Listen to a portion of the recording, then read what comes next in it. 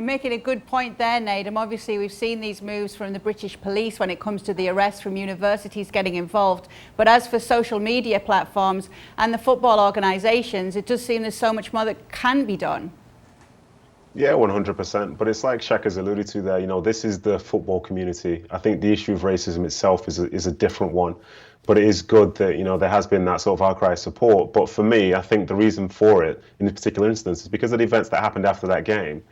They removed the grey area. So people are faced with this situation where they have to accept that this is they think this is right or they think this is wrong. And when you realize how wrong it is, it's very hard to just ignore it. You almost have to get involved and say this is wrong.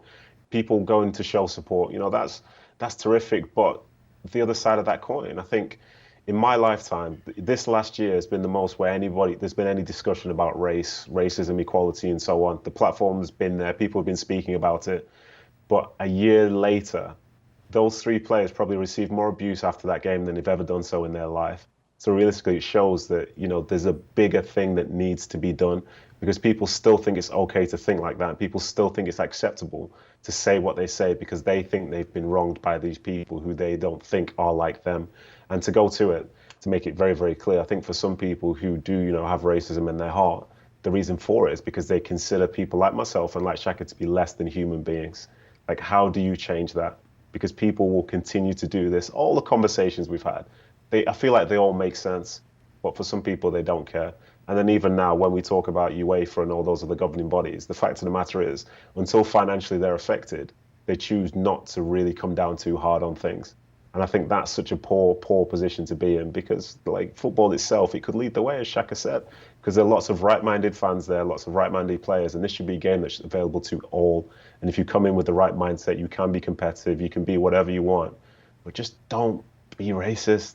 It seems so simple, but, you know, not enough people have gotten behind it because otherwise, if they did, we wouldn't be in this position now in 2021. And you talk about players and teams taking it into their own hands, and we've just seen just this week the German Olympic soccer team have walked off the pitch after one of their players was racially abused by a player from the Honduras team. Now, it's alleged racist abuse because Honduras are claiming that it didn't happen, but Jadon was the player in question. His team decided to walk off the pitch. Their coach said there is absolutely no way we will continue to play a game when one of our players has been racially abused. Do you think we're going to see more of this happening, Nedum?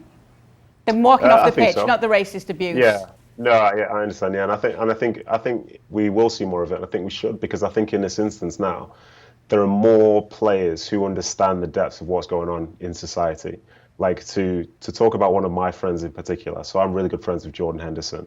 And I think a few years ago when there was that issue between Patrice Evra and Luis Suarez, you know, he was trying to get on the side of his teammate, his player and all this stuff. But Jordan's a different person today because he understands the full context behind it.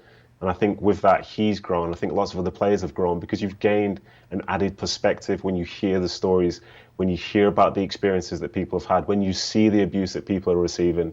And for that Germany side, you know, they want to compete at the Olympics. They want to do well. But they know that the game should be something for everyone. There shouldn't be discrimination in there. And even if something from the Honduran side may be misunderstood from that perspective, I'd rather the German players walk off and say this isn't acceptable to us because this is unacceptable in terms of what you've just said to this person. And I think that level of empathy, I think there's more of a platform to be able to do so now, and more people that understand how important it is because that action there could stop it from happening to the next. And I'm all for it because it's something that needed to happen a long time ago, and it seems like now is going to be the moment. Would you agree with that, Shaka, in that action like this can educate others? Absolutely, and I think it's important. Nedum is 100% correct in everything he says, and I think more action like this is needed. Not just in incidents like we've shown recently, but I think as well with bigger clubs, bigger name managers also making similar statements.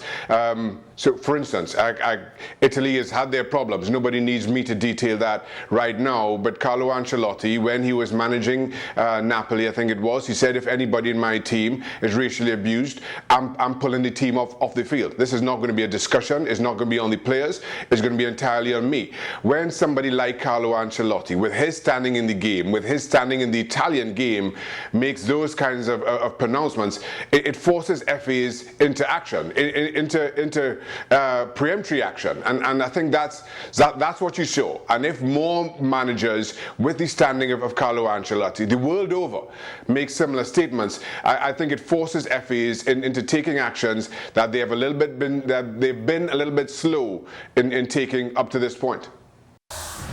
Thanks so much for watching ESPN on YouTube. And for more sports highlights and analysis, be sure to download the ESPN app. And for premium content and live streaming, subscribe to ESPN Plus.